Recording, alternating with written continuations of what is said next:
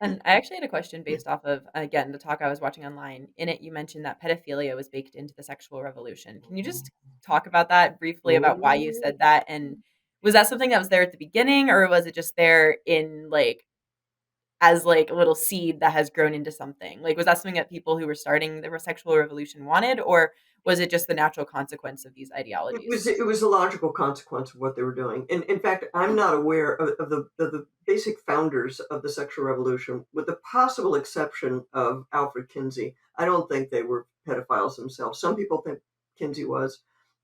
We know for sure that he enabled pedophilia because he had this one guy that he collected data who brought him data about children having orgasms and stuff. Mm. That guy should have been locked up and reported. And Kinsey didn't. Kinsey felt sorry for him.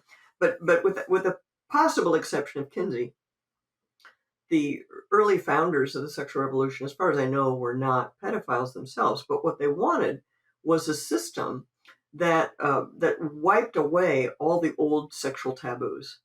And if you wipe away the old sexual taboos, well, what do? Well, you no longer protect the interests of children, right? Because that's what those taboos did. And so what you have to do is to redefine childhood, right? And this is where the idea comes from that children, their idea, and this they all had. Kinsey has this idea. Marcuse has this idea. Shulamith Firestone, I don't know that she was explicit about it, but she had this idea. Wilhelm Reich, all these people from the 30s, 40s, 50s, um, they had the idea that children are sexual beings and they need to have the freedom to explore their sexuality. Most of these people thought what they were going to do is explore it with other kids, right? So you shouldn't be coming down too hard on teenagers fooling around, and their parents should leave them alone. Their parents were making them uptight, so on and so forth. So what they didn't really think about was the fact, number one, you're going to attract pedophiles. You start talking like that, you yourself may not be a pedophile, but the pedophiles are going to, be drawn like flies, right? Um, but the second thing is you have to redefine what it means to be a good parent. You have to redefine what it means to be a child, right? The idea that children need to be protected by their parents from predation. The sexual revolution can't really accommodate that very well, you know, because maybe the child wants it. Maybe it's a loving relationship. This kind of thing. And so, honestly, if you think about this template that these guys had, I mean, Reich thought that society should reorganize itself so that children could have their own apartments and their own place to live so that they could have sex without their parents knowing or without their parents disapproving. So if you look at where we are today, if you look at what the welfare system does to people, if you look at now the state taking kids away from parents who are not sufficiently supportive of their trans identity, right? If you look at the way in which the state has required abortion and contraception to be given to minors without their parents' knowledge. See, that's been going on a long time, right? People are freaked out over the trans medicine happening without parental knowledge. Abortion and contraception, that's been going on a long time without parental knowledge. All of that flows from the idea that children are sexual beings with sexual rights, the rights to sexual pleasure. Parents are a problem, see.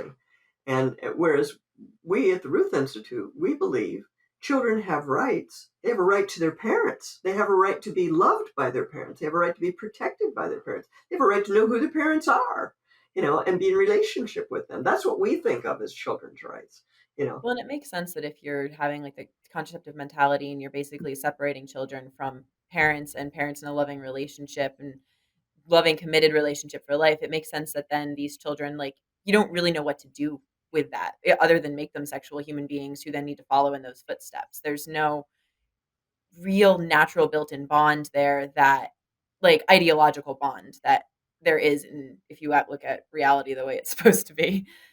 I don't know if Right. that makes sense, but No, it makes total sense. What you're saying makes sense because the ideology finds parental bonds, the child-parent bond, to be inconvenient. See, Mhm. that bonding between the mother and the child is inconvenient for the ideology. So it's being they're trying to talk people out of it, right? And that's why the whole daycare thing is actually kind of important because we've had really full generations, multiple generations now, decades worth of women being told that your attachment to your child is not particularly significant, right? Mhm. And that you really should leave the kid in daycare so you can go back to the law office and do title closings and house closings and title searches. That's much more meaningful, right? I mean, that takes a lot of propaganda to convince people of that, right? Yeah.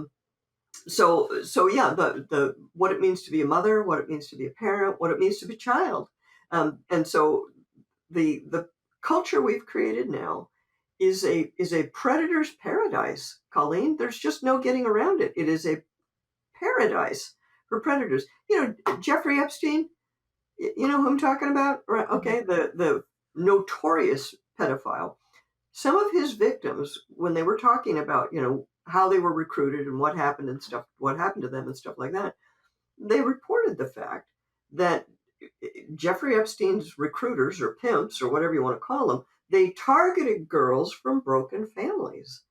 They targeted girls who were in foster care. They targeted girls who didn't have a dad to protect them.